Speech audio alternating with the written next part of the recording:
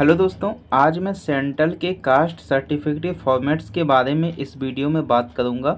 जिनका भी SSC CGL से या सीएचएसएल एमटीएस से सिलेक्शन हुआ है या फिर किसी भी सेंट्रल गवर्नमेंट जॉब में सिलेक्शन हुआ है तो उनके लिए कास्ट सर्टिफिकेट का फॉर्मेट कैसा होता है, और इसमें से मेरे पास एक सर्टिफिकेट बना हुआ भी है तो मैं वो भी आपको बना हुआ दिखाऊँगा।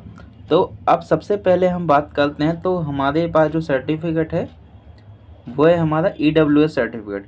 तो EWS सर्टिफिकेट का फॉर्मेट जो होता है वो इस तरीके का होता है। तो आपको इस तरीके का फॉर्मेट निकाल लेना है अपने नोटिफिकेशन से, और उसके बाद इसको फिल करके इसको बनवा लेना है, तहसील से बनेगा। उसके बाद हमारा EWS का सर्टिफिकेट हो गया। उसके बाद ये हमारा OBC का सर्टिफिकेट है।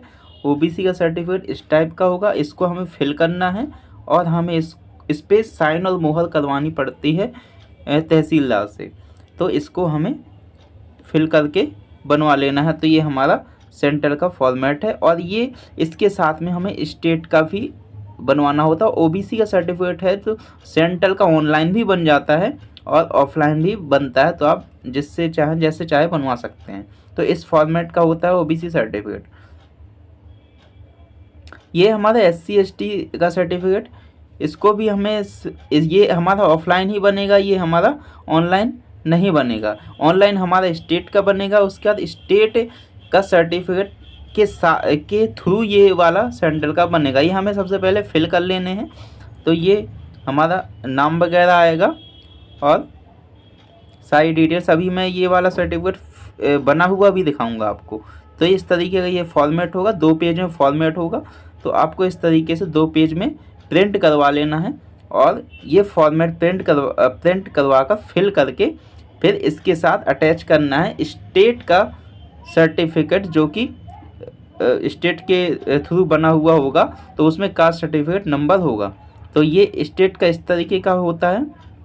तो यूपी का है तो इस तरीके का भी हो सकता है। ये 2017 का है मेरे पास। तो और एक सर्टिफिकेट जो होगा ये अभी लेटेस्ट है, तो ये 2020 का है।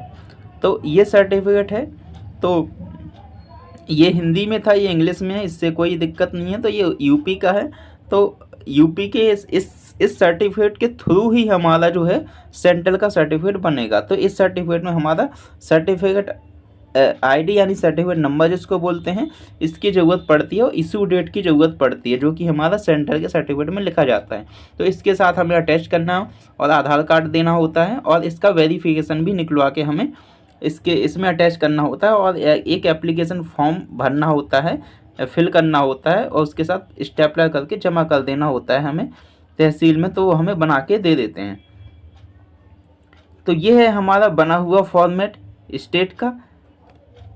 तो इस तरीके से फिल करना है, और फिल करने के बाद अपना आप अच्छे से देख लीजिए, इस तरीके से फिल करना है, और फिल करना है। उसके बाद वहाँ जमा करना है। तो लेखपाल भी साइन करता है, अगर लेखपाल साइन भी नहीं करेगा तो भी चल जाता है, ज़रूरी नहीं है। तो ये लेखपाल का है, तो इतना ज़रूरी नहीं होता है। ये कानूनगो का है तो ये भी इतना ज़रूरी नहीं होता है, बट एक मोहर जरूर लगी होनी चाहिए। यह फिल किया हुआ, और ये हमारा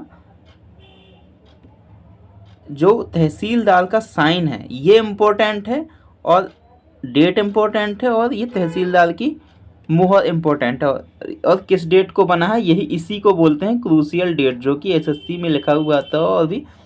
और ये जो लिख देते हैं कि ये हमारा जो सर्टिफिकेट नंबर है, जो स्टेट के सर्टिफिकेट में लिखा था वही सर्टिफिकेट नंबर है ये। और वो जब बना था वो तो उसकी डेट ये लिखी हुई है कि स्टेट वाला जब बना था उसकी डेट ये लिखी हुई है, और जो सेंट्रल का जो ये बना है तो उसकी डेट ये है।